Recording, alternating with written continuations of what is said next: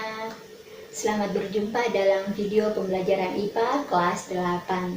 Ya, jadi dari tayangan video tadi yang kita sudah saksikan bersama-sama, kita dapat melihat salah satu ciri dari makhluk hidup, yaitu bergerak.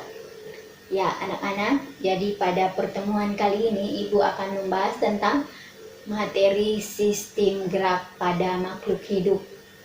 Ya, jadi dari tayangan video tadi kita bisa melihat bagaimana penari bisa melompat ke sana kemari karena adanya sistem gerak. Ya, jadi baik manusia maupun hewan memiliki sistem gerak berupa rangka dan otot. Oke anak-anak, Ibu berharap anak-anak bisa mengikuti video ini dengan baik. Selamat menyaksikan.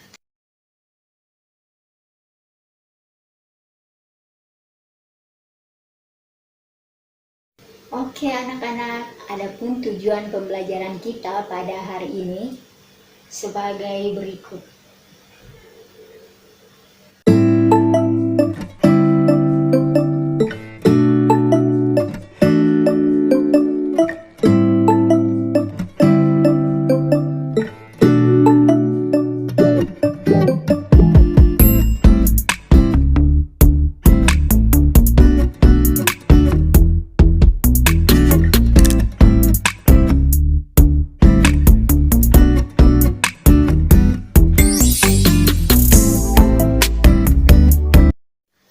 Oke anak-anak, sekarang kita masuk pada materi tentang gerak pada tumbuhan. Ya, jadi sama halnya manusia dan hewan. Tumbuhan juga melakukan gerakan, walaupun gerakannya susah atau sulit untuk diamati. Ya, berikut ini beberapa contoh dari gerak tumbuhan.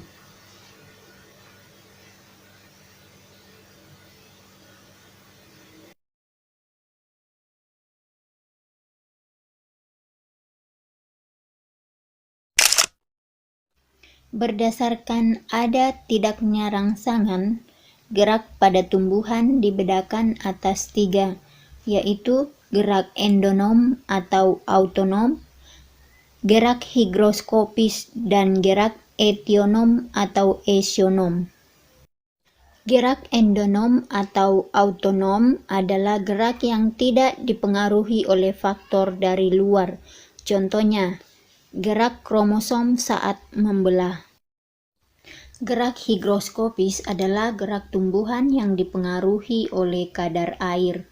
Contohnya, pecahnya kulit buah polong-polongan dan pacar air. Ya, sedangkan gerak etionom adalah gerak tumbuhan yang dipengaruhi oleh rangsangan dari luar. Dapat berupa rangsangan fisik, kimia, dan mekanis. Gerak etionom dibedakan atas 3, yaitu gerak nasti, gerak tropisme, dan gerak taksis. Gerak nasti adalah gerak bagian tumbuhan yang arah geraknya tidak dipengaruhi oleh arah datangnya rangsangan. Berdasarkan jenis rangsangannya, gerak nasti dibagi menjadi tikmonasti atau seismonasti. Adalah gerak tumbuhan akibat rangsangan berupa sentuhan. Yang kedua, niktinasti, yaitu gerak nasti karena pengaruh gelap. Yang ketiga, fotonasti, gerak tumbuhan akibat pengaruh rangsangan cahaya. Yang keempat, termonasti, yaitu gerak tumbuhan akibat rangsangan berupa suhu. Dan yang kelima, nasti kompleks adalah gerak nasti yang disebabkan oleh gabungan dari beberapa rangsangan. Contoh dari tikmonasti yaitu menutupnya daun putri malu ketika disentuh. Contoh dari niktinasti yaitu menutupnya petai Cina pada malam hari. Dan contoh dari fotonasti yaitu mekarnya bunga pukul 9 pada pagi hari. Serta contoh dari termonasti yaitu mekarnya bunga tulip di musim semi. Baik anak-anak, kita lanjut sekarang pada gerak tropisme. Ya, jadi gerak tropisme adalah gerak sebagian tubuh tumbuhan yang arah geraknya dipengaruhi oleh arah datangnya rangsangan.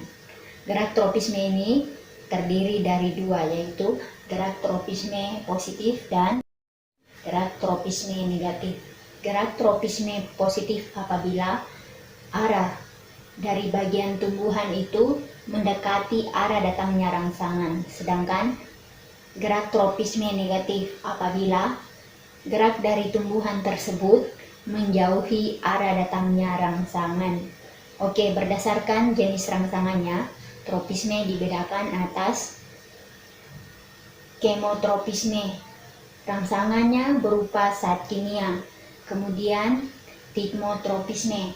Rangsangannya berupa singgungan. Hidrotropisme, rangsangannya berupa air. Fototropisme, rangsangannya berupa cahaya. Dan geotropisme, rangsangannya berupa gravitasi bumi.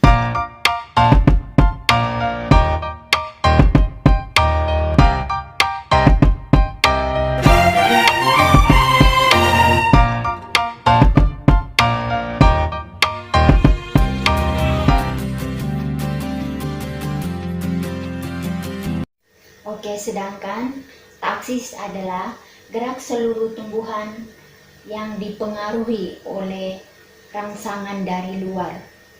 Ya, gerak taksis ini dibedakan atas 3 berdasarkan jenis rangsangannya, yaitu fototaksis, rangsangannya berupa cahaya, kemotaksis, rangsangannya berupa zat kimia, dan galvanotaksis, rangsangannya berupa arus listrik. Ya, jadi contoh dari gerak taksis yaitu gerak Euglena viridis mendekati cahaya.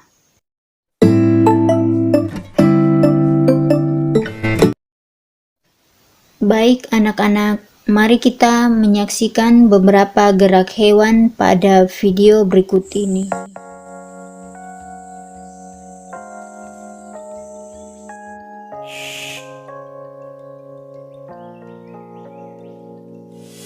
유난히도 캄캄한 밤에 나 홀로 너를 생각하네. 이런 기분 설명할 수 없어. 원래 이맘쯤 너와의 여행을 생각했었는데 yeah, yeah, yeah. 네가 좋아하던 와인과 선물을 준비했겠지. 기뻐할 너를 상상하며 근데 왜 이런 생각을 하면서 너를 추억만 하게 된 건지 yeah. 어쩌다 너와 나 왜 이렇게 끝난 건지 너를 기억하면 난 가슴이 아파와 어쩌다 너와 나 이렇게 잊혀진다면 다시 사랑할 수 없을 것 같아. 그날의 나는 내게 너무 낯설었겠지. 내 맘과 다르게 너에게 상처를 줬으니 사랑한다는 말로도 부족했던 너에게 내가 너무 잘못한 것 같아. 너와 나의 다른 생각이 결국엔 우리를 서로 갈라서게 만들었어. 근데 왜 이런 얘기를 하게 된 건지 난 모르겠어. 어쩌다 너와 나 왜 이렇게 끝난 건지 너를 기억하면 난 가슴이 아파와 어쩌다 너와 나 이렇게 잊혀진다면 다시 사랑할 수 없을 것 같아. 말은 해줘야 하는데 내 마음 변하지 않았다고. 모든 게 오해야 내 얘길 들어주길 바래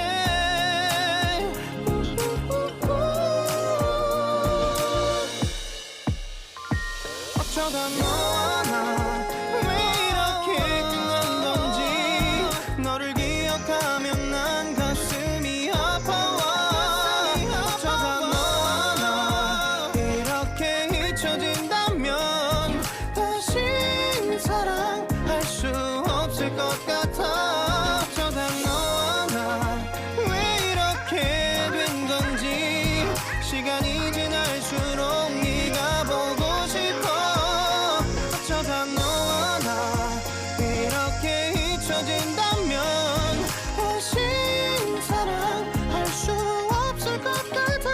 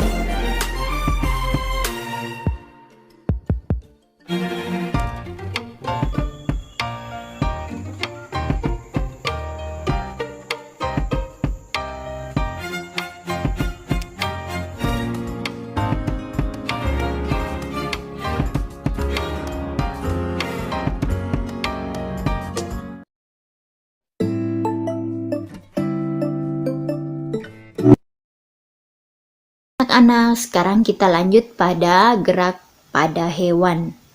Ya, gerak pada hewan mudah untuk diamati, berbeda dengan gerak pada tumbuhan. Ya, adapun alat gerak pada hewan meliputi rangka dan otot. Ya, rangka pada hewan terdiri atas eksoskeleton atau yang disebut dengan rangka luar dan endoskeleton atau yang disebut dengan rangka dalam. Berikut adalah contoh hewan yang memiliki rangka luar maupun rangka dalam ataupun kedua-duanya.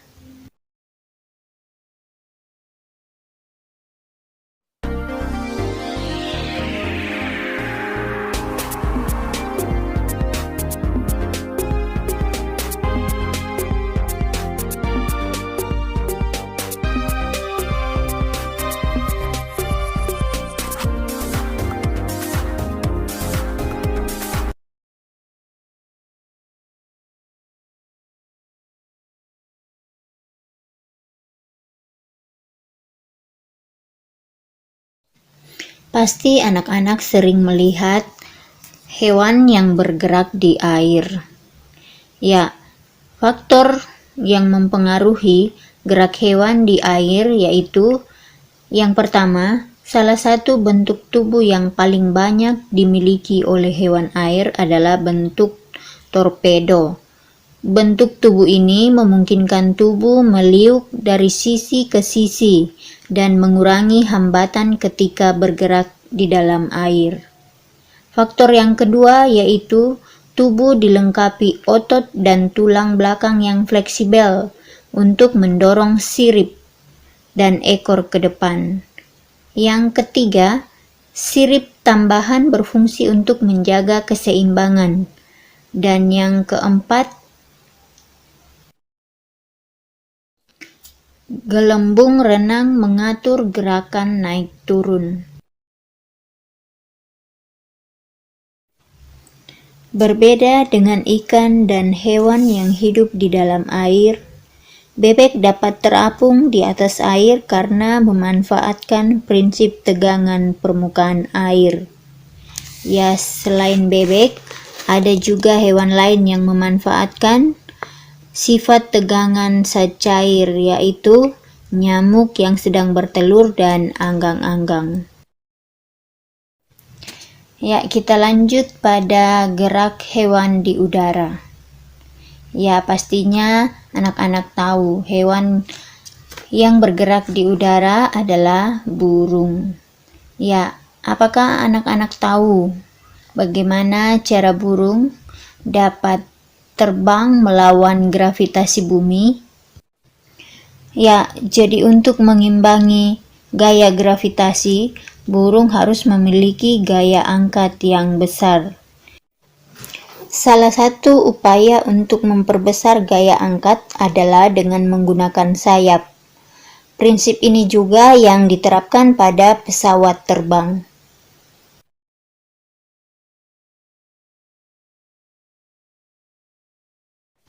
Faktor yang mempengaruhi gerak burung di udara yaitu sayap yang kuat dan ringan serta otot yang kuat. Jadi sayap burung memiliki bentuk yang melengkung sehingga udara yang mengalir pada bagian atas sayap lebih cepat daripada bagian bawah. Hal inilah yang akan menghasilkan gaya angkat dan gaya dorong yang efektif untuk pergerakan burung. Pada saat burung mengepakkan sayap, sayap memberikan gaya aksi terhadap udara di bawah sayap, sehingga udara akan mengalir ke bawah. Jadi sesuai dengan hukum 3 Newton, hukum aksi-reaksi. Hal inilah yang membuat burung dapat terangkat ke atas. Gerak hewan di darat. Faktor yang mempengaruhi kecepatan gerak hewan di darat yaitu perbedaan struktur tulang dan kekuatan otot serta bentuk kaki. Ya, anak-anak, kita lanjut pada sistem gerak pada manusia.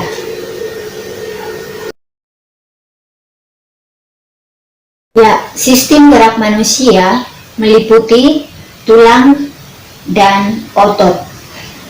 Adapun yang menghubungkan antara tulang yang satu dengan tulang yang lain disebut dengan persendian. Ya, anak-anak, coba bayangkan bagaimana seandainya manusia tidak memiliki rangka. Ya, tentunya kita tidak akan bisa berdiri. Begitupun melakukan aktivitas yang lainnya. Dan bentuk tubuh kita tidak akan seperti ini. Ya, jadi adapun fungsi dari rangka atau tulang yaitu sebagai alat gerak pasif. Kenapa disebut sebagai alat gerak pasif? Karena tulang tidak bisa digerakkan tanpa bantuan otot. Kemudian fungsi berikutnya yaitu sebagai penopang tubuh atau penegak tubuh. Kemudian sebagai pembentuk tubuh, sebagai tempat melekatnya otot, kemudian melindungi organ-organ bagian dalam tubuh dan sebagai tempat pembentukan sel-sel darah, yaitu terjadi di sumsum tulang belakang. Jadi itulah fungsi dari rangka manusia. Rangka pada manusia dibedakan atas dua, yaitu ada tulang rawan dan tulang keras. Tulang rawan sendiri terdiri atas tulang rawan hialin, tulang rawan fibrosa, dan tulang rawan elastis. Adapun perbedaan antara tulang rawan fibrosa, tulang rawan hialin, dan tulang rawan elastis, yaitu tulang rawan hialin bersifat halus dan transparan, tulang rawan fibrosa bersifat kurang lentur, dan tulang rawan elastis bersifat elastis atau lentur. Ya, jadi itulah perbedaan antara tulang rawan, hialin, fibrosa, dan elastis. Ya, sebagai contoh dari tulang rawan tersebut adalah sebagai berikut.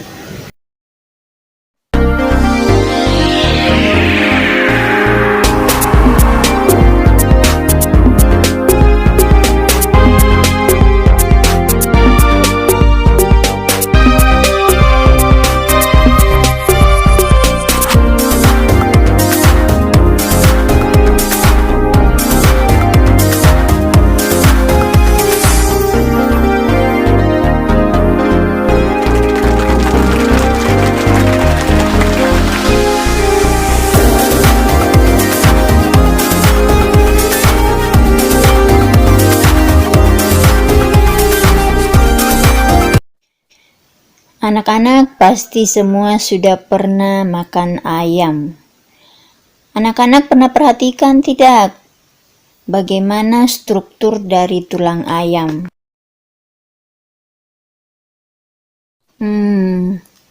Bicara tentang ayam pasti semua merasa lapar. Ya, tapi sebentar baru makannya kita belajar dulu. Ya, kita kembali ke struktur tulang. Jadi struktur tulang manusia hampir sama dengan struktur tulang pada ayam. Ya, jadi struktur tulang pada manusia yaitu permukaan tulang ditutupi oleh membran yang dikenal dengan periosteum yang menempel dengan kuat pada tulang. Di bagian bawah periosteum terdapat tulang kompak. Ya, pada ujung tulang pipa terdapat tulang spons. Dan pada tulang spons terdapat sumsum merah. Sedangkan sumsum kuning berada di tulang panjang bagian tengah yang berisi lemak.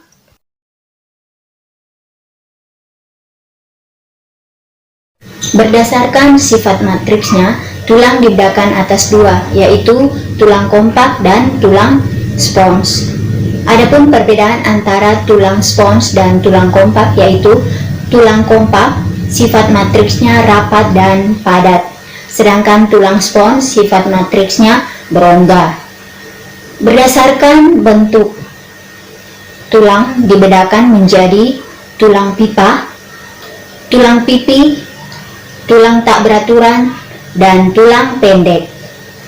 Ya, berikut adalah contoh dari tulang pipa, tulang pipi, tulang tak beraturan, dan tulang pendek.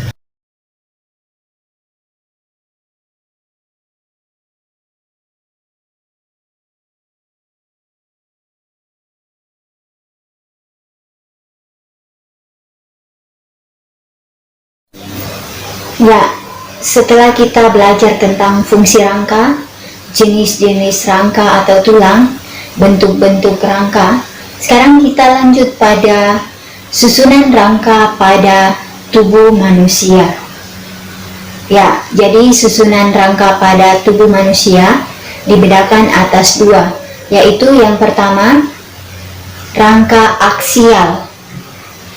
Rangka aksial terdiri dari tulang tengkorak, tulang belakang, tulang rusuk dan tulang dada. Yang kedua adalah rangka apendikular atau anggota tubuh, terdiri dari anggota tubuh atas dan anggota tubuh bawah.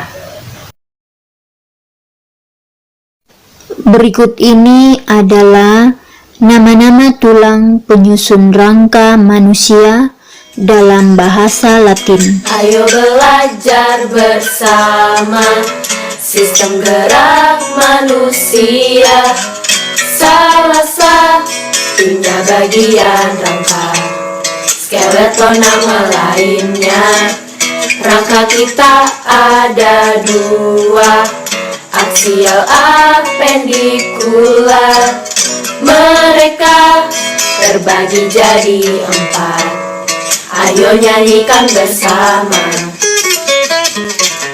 Tengkorak, tulang belakang, tulang dada dan rusuk, itu bagian rangka.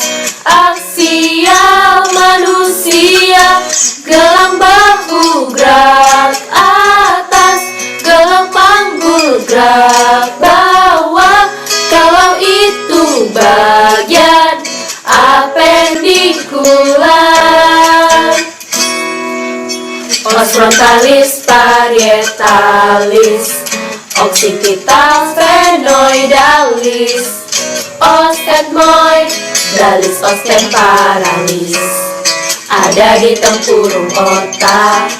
Os maxilla mandibula, zigomatic, os palatum, os nasal, os lacrimal, os vomer, ada di bagian wajah. Cervix, thorax, dan sakral, lumbar juga koksikis, itu bagian dari tulang belakang manusia. Manubrium corpus sterni, processus sifioidus, itulah bagian tulang dada.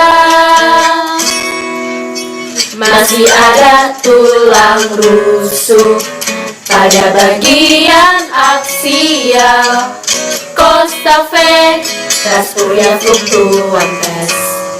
Sekarang apendikular, scapula dan clavikula, itu tulang gelang bahu, gerak atas, humerus radius ulna, carpal metacarpal phalanges.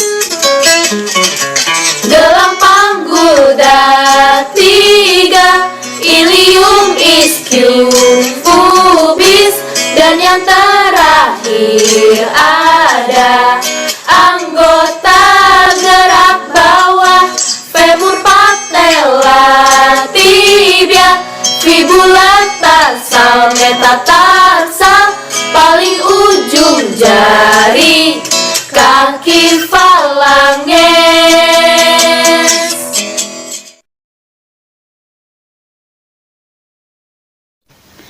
Ya, kita lanjut pada persendian atau yang disebut dengan artikulasi. Anak-anak, apakah persendian itu? Ya, jadi persendian atau artikulasi adalah hubungan antar tulang. Ya, anak-anak, walaupun tulang yang satu dengan tulang yang lain dihubungkan dengan persendian, namun tidak semua tulang dapat digerakkan. Contohnya pada hubungan antar tulang tengkorak. Jadi berdasarkan ada tidaknya gerakan, artikulasi atau persendian dibedakan menjadi: yang pertama adalah sendi mati atau yang dikenal dengan sinartrosis. Contohnya hubungan antar tulang tengkorak. Kemudian yang kedua adalah sendi kaku atau yang dikenal dengan amfiartrosis. Contohnya sendi antar tulang rusuk dan dada. Dan yang ketiga adalah sendi gerak atau yang dikenal dengan diartrosis. Contohnya sendi yang terdapat pada lutut. Berdasarkan arah geraknya, sendi gerak dibedakan atas sendi engsel, sendi peluru, sendi putar, sendi pelana, dan sendi geser. Ya, mari kita bahas satu persatu bagaimana cara kerja dari sendi tersebut. Ya, sendi engsel adalah sendi yang memungkinkan terjadinya gerakan satu arah. Contohnya, sendi yang menghubungkan antara tulang lengan atas dengan tulang lengan bawah.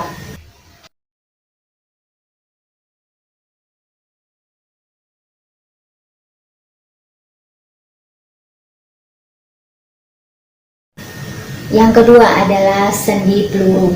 Sendi peluru adalah sendi yang memungkinkan terjadinya gerakan ke segala arah. Contohnya, sendi yang menghubungkan tulang belikat dengan tulang lengan atas.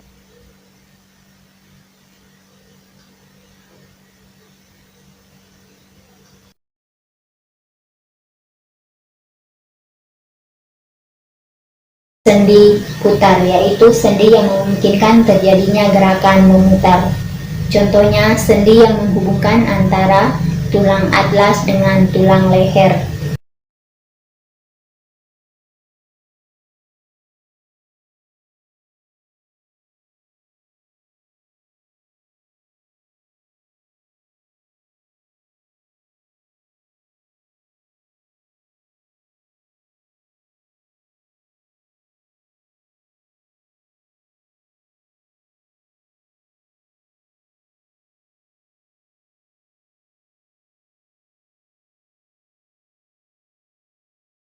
Sendi pelana adalah sendi yang memungkinkan terjadinya gerakan dua arah. Contohnya, sendi pada pangkal ibu jari.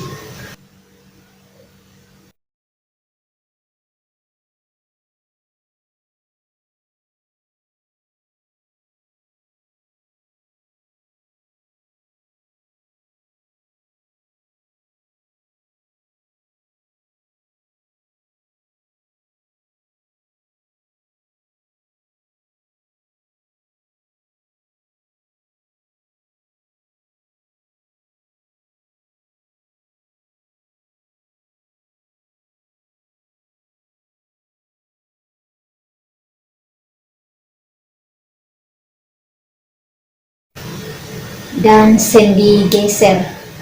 Sendi geser adalah sendi yang memungkinkan terjadinya pergeseran antar tulang. Contohnya, sendi pada pergelangan tangan.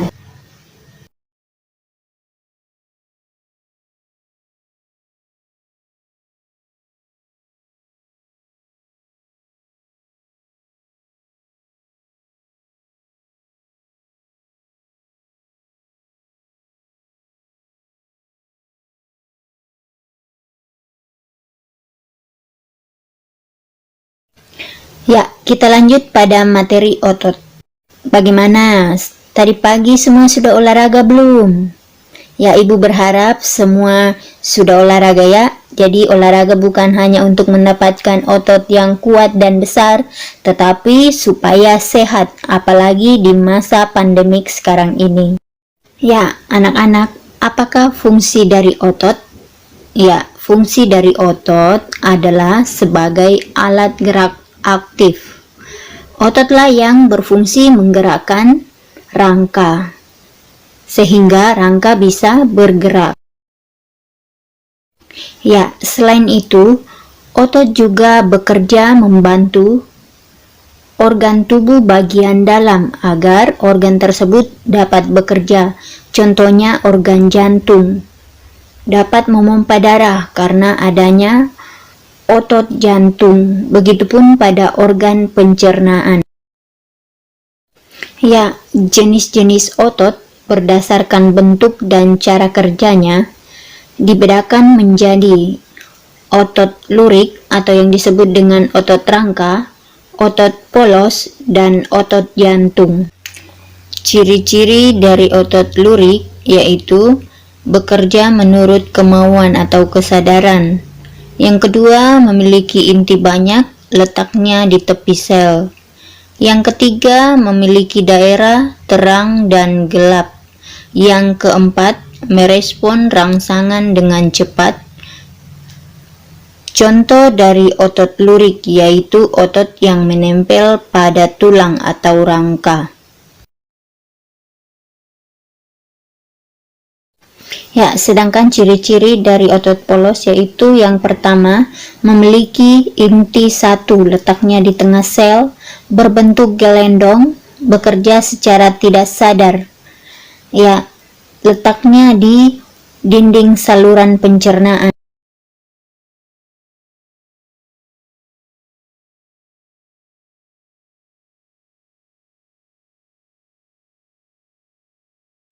Sedangkan ciri-ciri dari otot jantung yaitu bentuknya seperti otot lurik, bekerja di luar kemauan atau kesadaran, memiliki inti banyak yang letaknya di tengah sel, dan terletak di jantung.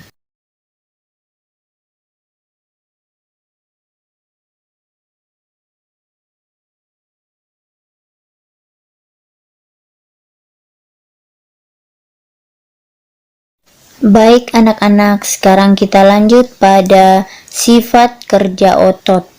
Ya, sifat kerja otot dibedakan atas dua, yaitu antagonis dan sinergis. Antagonis yaitu kerja dua otot berlawanan. Jika yang satu berkontraksi, yang lainnya relaksasi. Sedangkan sinergis yaitu kerja dua otot yang saling bekerja sama. Contoh kerja otot berlawanan. Yang pertama, fleksi dan ekstensi pada siku dan lutut. Yang kedua, abduksi dan adduksi pada sendi lengan atas dan sendi paha. Yang ketiga, pronasi dan supinasi pada telapak tangan. Yang keempat, depresi dan elevasi ketika kepala menunduk dan menengadah.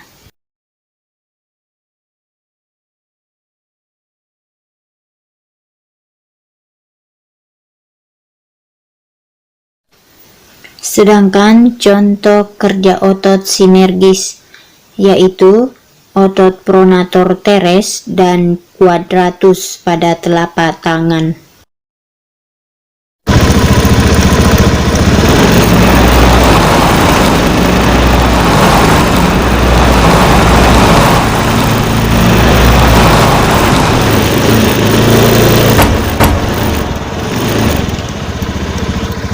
Pernahkah anak-anak melihat orang memakai kursi roda?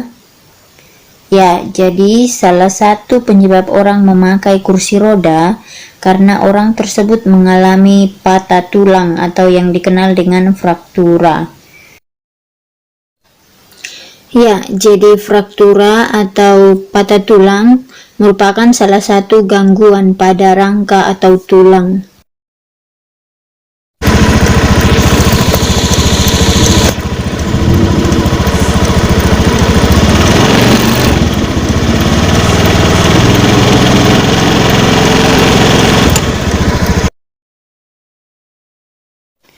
Ya, contoh lain dari gangguan atau kelainan pada tulang, yaitu kelainan tulang belakang karena kesalahan duduk. Kelainan tulang belakang karena kesalahan duduk ini terbagi atas tiga, yaitu lordosis. Lordosis yaitu kondisi di mana tulang belakang bagian punggung membengkok ke depan. Yang kedua yaitu kifosis, di mana kondisi yang berkebalikan dengan kondisi lordosis, yaitu tulang belakang bagian punggung membengkok ke belakang. Kemudian yang ketiga yaitu skoliosis, di mana kondisi tulang belakang bagian punggung membengkok ke kiri atau ke kanan.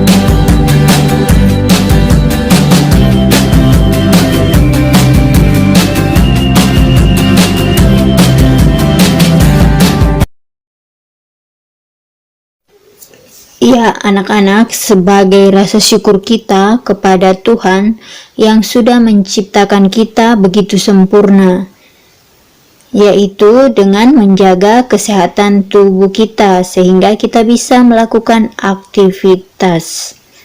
Ya, jadi upaya untuk menjaga kesehatan sistem gerak, yaitu mengkonsumsi makanan yang sehat dan bergizi, terutama protein, vitamin D, kalsium, dan air.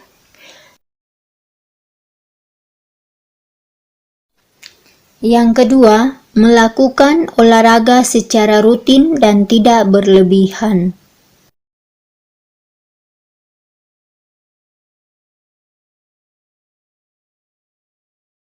Diupayakan duduk dengan kaki lurus dan posisi kaki lebih tinggi dari pantat setelah berolahraga.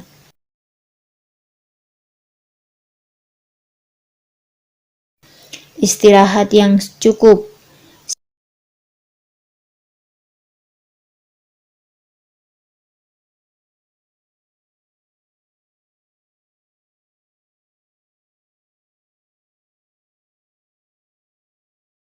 Sikap tubuh yang baik pada saat duduk, baik di meja makan, saat menulis ataupun membaca.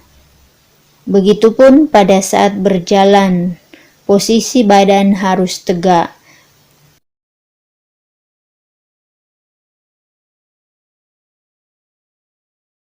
Rajin membersihkan diri atau mandi agar terhindar dari berbagai penyakit, apalagi di masa pandemik sekarang ini.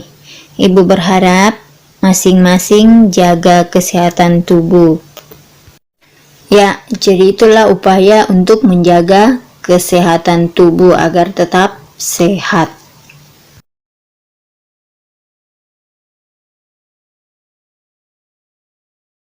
Kita lanjut pada soal latihan.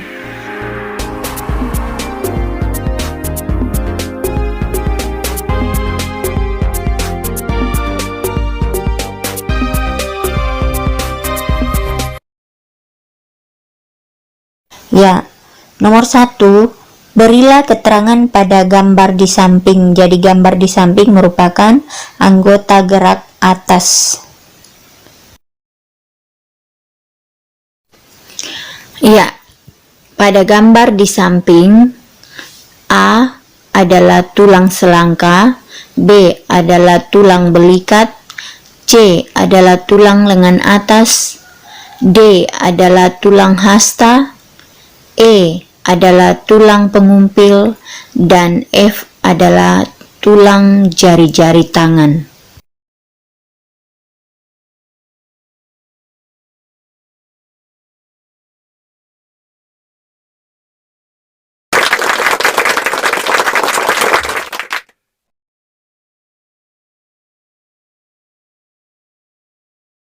Anak-anak, kita lanjut pada soal yang kedua.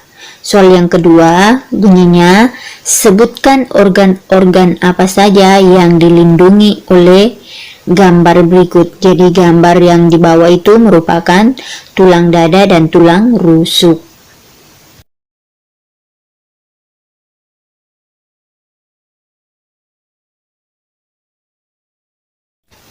Ya, jadi organ yang dilindungi oleh tulang rusuk dan tulang dada itu adalah jantung, paru-paru, dan hati.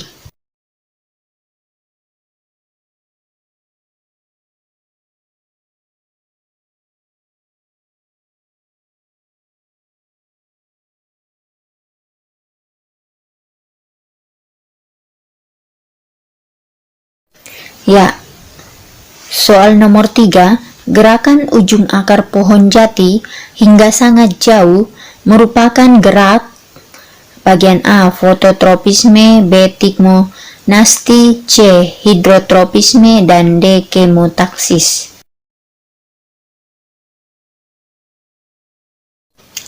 Ya, anak-anak, untuk menyelesaikan soal ini, anak-anak harus ingat gerak nasti, gerak tropisme, dan gerak taksis, serta jenis rangsangannya. Ya, di awal Ibu sudah menjelaskan, gerak nasti itu adalah gerak sebagian tumbuhan akibat rangsangan, tetapi arah geraknya tidak dipengaruhi oleh arah datangnya rangsangan. Gerak tropisme yaitu gerak sebagian tumbuhan akibat rangsangan, dan arah geraknya menuju arah datangnya rangsangan. Sedangkan gerak taksis yaitu gerak seluruh tumbuhan menuju arah datangnya rangsangan. Baik anak-anak, sekarang perhatikan jenis rangsangannya. Jika rangsangannya berupa cahaya berarti foto, kata pertama. Kemudian kalau rangsangannya berupa air, kata pertamanya yaitu hidro. Kalau rangsangannya berupa sentuhan atau singgungan, kata pertamanya adalah tikmo. Kalau rangsangannya berupa zat kimia, kata pertamanya yaitu kemo. Kalau kata pertamanya adalah termo, berarti rangsangannya berupa suhu. Apabila rangsangannya berupa gravitasi bumi, maka kata pertamanya yaitu geo. Baik anak-anak, sekarang perhatikan soalnya. Ya, jadi soalnya berbunyi, gerakan ujung akar pohon jati hingga sangat jauh untuk mendapatkan air merupakan gerak. Ya, jadi pada soal rangsangannya berupa air dan arah gerakannya menuju ke sumber rangsangan. Jadi jenis gerakan yang dilakukan oleh tumbuhan tersebut adalah hidrotropisme.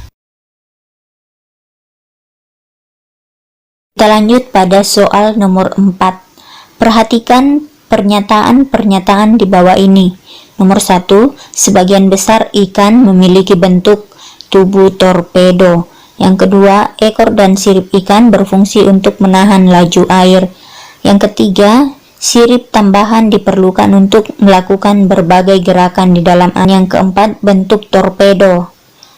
Tubuh ikan berfungsi untuk mengurangi hambatan di dalam air. Ya, berdasarkan pernyataan-pernyataan di atas yang mendukung ikan untuk melakukan berbagai gerakan di dalam air adalah pernyataan nomor 1, 3, dan 4. Jadi dari pernyataan di atas yang mendukung ikan untuk melakukan berbagai gerakan di dalam air adalah sebagian besar ikan memiliki bentuk tubuh torpedo. Sirip tambahan diperlukan untuk melakukan berbagai gerakan di dalam air. Dan bentuk torpedo, tubuh ikan berfungsi untuk mengurangi hambatan di dalam air. Oke, kita lanjut pada soal berikutnya. Soal ini tentang gerak tumbuhan. Ya, cermatilah gerakan tumbuhan berikut. Yang pertama, bunga pukul 4 mekar pada sore hari. Yang kedua, tumbuhan sirih tumbuh melilit pada pohon inangnya. Yang ketiga, tumbuhan Venus menutup ketika dihinggapi lalat. Yang keempat, akar tumbuhan tumbuh menuju ke pusat bumi. Dari gerak tanaman di atas, yang merupakan jenis gerak tropisme adalah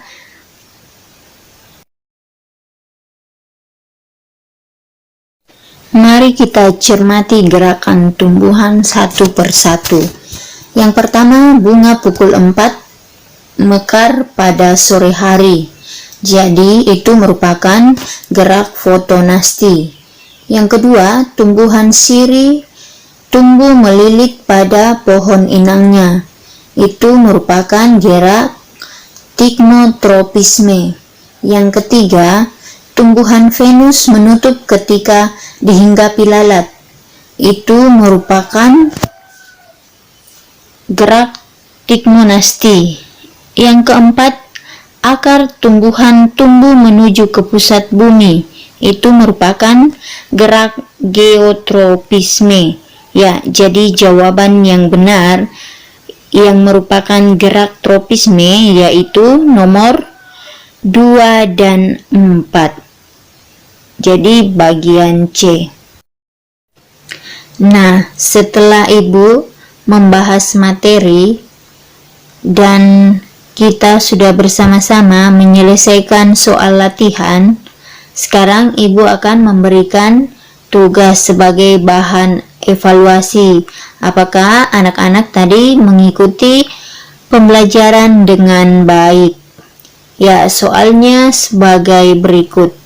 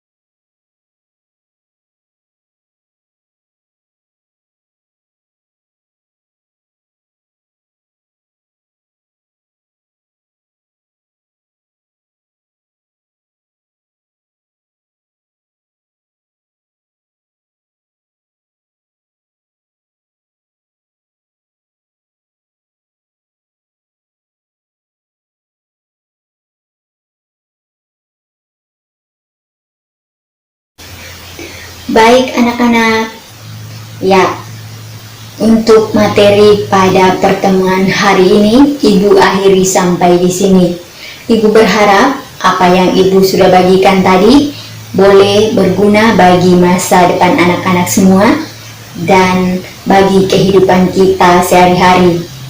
Dan jangan lupa tugas yang Ibu sudah berikan tadi dikerjakan dan dikumpul di guru mata pelajaran masing-masing. Ya, untuk pertemuan berikutnya Ibu akan membahas tentang materi gaya dan gerak pada benda. Sampai jumpa di pertemuan berikutnya.